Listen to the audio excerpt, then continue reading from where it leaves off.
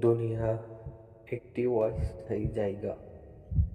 আমরা সবাই এখানে অল্প সময়ের জন্য এসেছি। এই পৃথিবীর রঙিন মোহ, সম্পদ আর বিলাসিতা আমাদের মনকে এমনভাবে আকৃষ্ট করে যে আমরা আসল গন্তব্য ভুলে যাই, আখিরাতকে ভুলে যাই।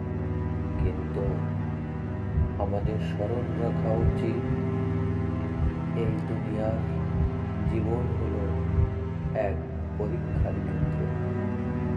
আল্লাহ তাআলা আমাদের সৃষ্টি করেছেন তাকে চিনতে, তার ইবাদত করতে এবং সেই চিরস্থায়ী জীবনের জন্য প্রস্তুতি নিতে। বিলাসবহুল জীবনযাপন, সম্পদের পিছনে ছুটে চলা এবং অযথা সময় নষ্ট করা আমাদের জীবনের আসল উদ্দেশ্য নয়। এই জীবন ক্ষণস্থায়ী, আর এর প্রতিটি মুহূর্তের হিসাব আমাদের দিতে হবে। কোরআনে আল্লাহ তাআলা প্রত্যেক প্রাণীকে তার মৃত্যুর স্বাদ গ্রহণ করতে হবে।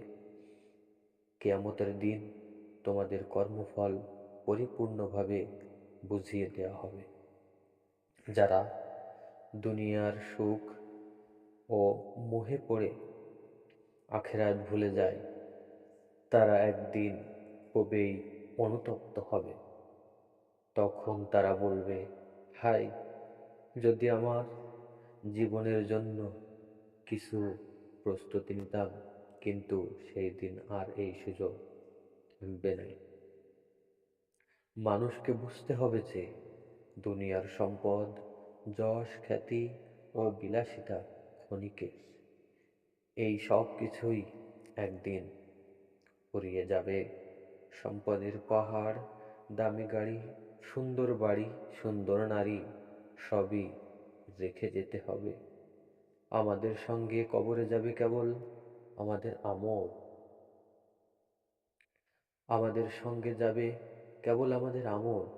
তাই আমাদের উচিত দুনিয়ার মোহ থেকে বেরিয়ে আখিরাতের প্রস্তুতি নেওয়া, নিয়মিত নামাজ আদায় করা, কোরআন চর্চা করা, হালাল পথে রিজিক উপার্জন করা, দান সদকা করা, অন্যকে ভালোবাসা, সম্মান করা, তওবা ইস্তেগফার করে আল্লাহর কাছে ক্ষমা চাইতে হবে।